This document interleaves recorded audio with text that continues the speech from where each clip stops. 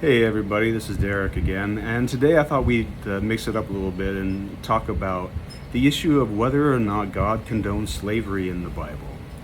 Now, I'm tired of all these so-called Christian apologists getting on there and trying to obfuscate, what actually took place in the Bible.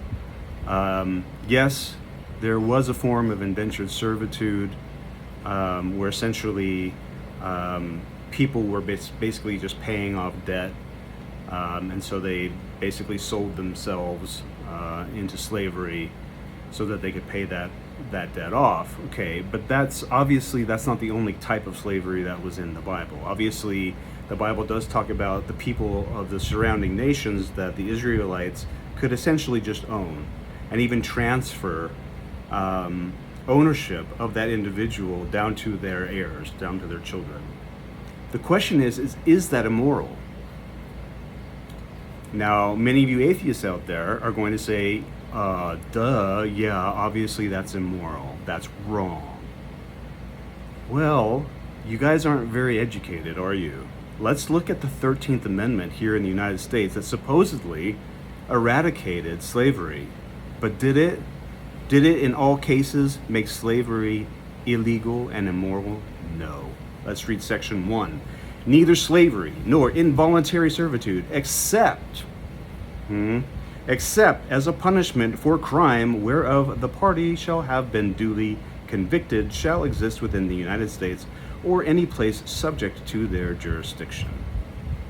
So, slavery here in the United States is still alive and well. I mean, don't get me started on, whether or not your typical, just average citizen, law-abiding citizen is a slave, because in many ways we all are slaves. But setting that aside for a minute, the 13th Amendment, ironically enough, allows slavery to continue if the individual has been duly convicted of a crime. Okay, the state has the right to enslave that person, right, and get them to be engaged in involuntary servitude. Now, no one's going to argue that that's immoral. In fact, there's many benefits to taking prisoners and giving them work that they must accomplish, because it gives them a sense of purpose, it keeps them out of trouble. Lots of different positive things that could be said about involuntary servitude in regards to those that are criminals and in the prisons. Okay, so let's just transfer that idea to God. Since God judged the nations, the surrounding nations, he judged them as guilty of basically crimes against humanity, and in essence, he gave them the death penalty. Did he not? That's why he said go out and basically destroy them all, right? Okay, so what if he decides to show mercy to some of these individuals, because we know they weren't all killed because they were enslaved, right? So he decides to show mercy, allows them to live, but they're going to have a life sentence in essence. And during that life sentence, they are going to be used as slaves. How is that different than what we do here in the United States? It's essentially the same thing, right? And also, you want to talk about a slave, for example, that after a certain amount of time was given a wife, he had children, and then the master had to set him free after a certain amount of time, but he could keep the wife and he could keep the children. Now, is that immoral? Because that's the other big thing that you atheists out there try to argue and paint God as this immoral monster. But just think about it, like, for more than like half a second, try to rub more than 2 brain cells together, okay? What happens if you've been a slave for 5, 6, 7 years, right? And now you're released. Do you have the ability to support a family? Probably not. Do you have land that you can that you can, you can harvest and grow crops and get all these things that you need. You have a house that you own for your family? Probably not. So what if it's possible for these individuals that are being released to go out, obtain these things, and then to come back and purchase their family from their previous slave owner? Well, how is that really any different than, let's just say, a man who has a family gets a better job opportunity, has to leave the country or leave the state, work there for a year or two in order to build up enough reserves to buy a house, to get all the furniture, to establish himself so that he can transfer his family over to his estate. To me, I don't see any issues with that. I don't see that that's morally wrong.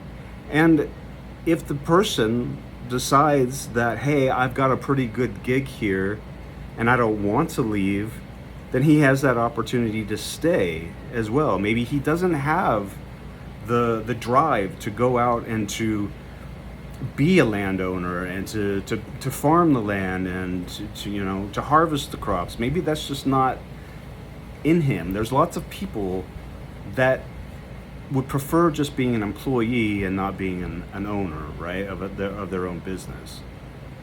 So I think that's actually a fairly loving provision that God allowed that. And also consider this. Here I am filming this video on my iPhone. Yeah? Well, how are iPhones produced? Typically by use of what we would consider almost slave labor, right? You think about other things that we use or consume, chocolate, rubber, all these things that we use on a daily basis that all of us, know to a certain extent are produced and acquired through, child labor, slave labor, all these things, right? And we're quite content to use them for our benefit, aren't we? Yeah, so we're all a bunch of hypocrites running around. So none of you have any grounds to sit there and judge God if he decides that, a slave that would have been executed, well, maybe I'll grant him, some leeway and show him some mercy and allow him to live out his days. Yeah, he's going to be a slave, but he's still going to have the ability to enjoy life. He's still going to have the ability to have a wife and to raise children.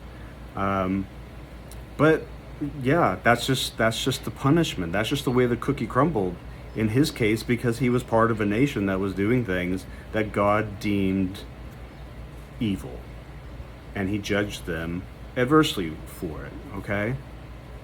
So look, if you don't understand what I'm talking about, you need to think about it a little bit deeper than you have, because I'm tired of this constant barrage of people trying to condemn God for something that we ourselves allow in our own life, in our own government. We allow for involuntary servitude in the case of criminals. We benefit from all types of different slavery or quasi-slavery, if that's the way you want to put it. And none of us seem to bat an eye or to have any problem with it. So just stop, okay? Just stop. You guys don't know what you're talking about. You're creating problems that don't really exist, or you're just straight up being hypocritical. Take your pick.